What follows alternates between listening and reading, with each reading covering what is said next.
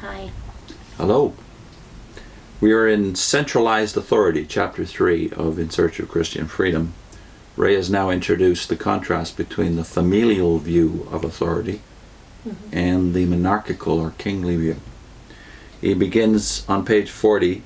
I had thought that the monarchical arrangement prevailing in the organizational administration of Jehovah's Witnesses up until 1976 was largely responsible for the authoritarian atmosphere prevalent.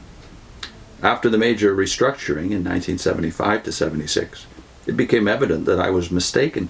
I had sincerely hoped that the new arrangement would mark, or at least prepare the way for, a basic change of attitude and spirit, with emphasis on serving others, not an attitude of controlling them or dealing with them as subordinates.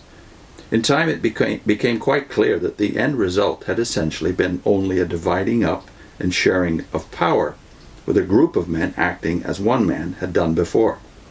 In effect, the inside of the house had been remodeled, but it was still the same house. Its basic features little changed. The authoritarian structure, approach, and attitudes of the past were still there, in fact, still dominant. Initially, the changeover from emphasis on one man, a president, to emphasis on a body of men was somewhat refreshing change. As time went on, however, I found myself coming to feel almost a sense of revulsion at the term governing body member. Those few of us who bore that title became the objects of ever greater deference and attention. I could not help but note that sometimes, even in prayers at meetings, brothers were expressing their thanks to God and to the governing body for things received. It seemed that the role of Christ Jesus, the Master, instead of becoming more prominent, as hoped, had remained thrust into the background as insufficiently significant to merit more than occasional mention. Holy Spirit, as God's means for guiding, teaching, and sustaining, rather than receiving greater recognition, seemed still far out of the picture, virtually never meriting mention in such prayers. Although the part I had played in that administrative restructuring had been the result of being assigned to do so by the governing body, I nevertheless felt disturbed over whatever responsibility I bore for what I saw. In one governing body session, this issue came up in a rather indirect way, much as had the president's remark about it being preferable to have one of the society's publications rather than to have just the Bible alone. In this particular session, Carl Klein rather precipitously began criticizing Ed Dunlap, a member of the writing department and former registrar of Gilead School, for having used the expression central body of elders in place of the title governing body in some material Ed had written. Ed, not being a governing body member, was, of course, not present to respond to the criticism made against him. About 2 years had elapsed since the time of Dunlap's writing the material, and Klein had already brought the matter up in 2 previous sessions. He now spoke with strong feeling, even excusing himself for being quite loud and vehement, and reminding his fellow members that his father had been a preacher during whose sermons no one ever slept. And he expressed great concern over what he stated to be a subtle effort to eliminate the term governing body. Various members made comments, generally of a moderate nature. Among them, I pointed out that I saw no reason for making an issue of the matter, and that in the Society's publications in French, the standard translation for governing body is Collège Central, which in French means simply central body. I went on to say that I personally would welcome some term other than governing body, since it had the ring of a group of men ruling over others.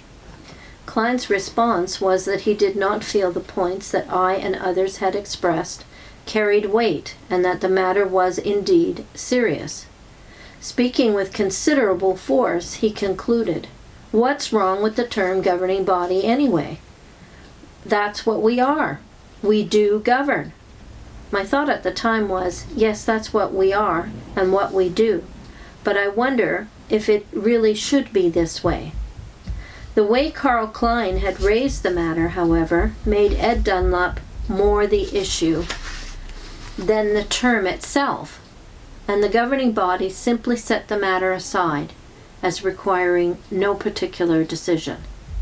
So Ray sees the danger already in that the authority structure, the new structure, has not even entered our prayers. Yeah. We are now praying, thanking God and the governing body for what goodies we have. Yeah, that was pretty telling. I do remember an occasion when David was not going to the meetings and I still was going. This is something that I think might be a good challenge for people who are mentally out but still going to the meetings, or for people who want to lead their families out of the Watchtower, or at least give them something to listen for and look for. I was still attending, and at one of the conventions, David said to me, they speak about themselves more than Jehovah and Jesus. And I just thought, no, that's not true. That's not true. I was very indignant and defensive about it.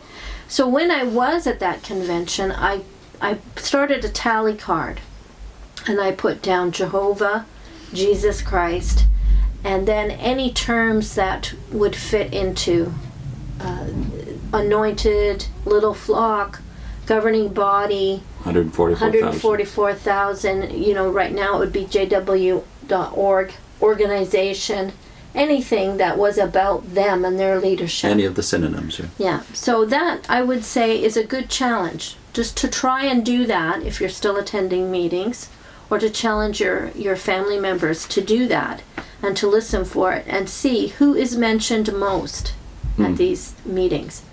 We don't pay enough attention. So that was the other thing that David never discouraged me from going to meetings, but what he did encourage was that I listen tighter, that I listen to what is being said. More than ever before. Yeah.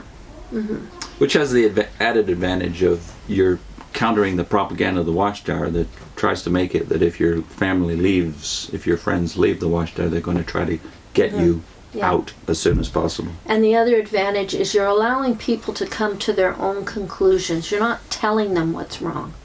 You're letting them figure it out themselves.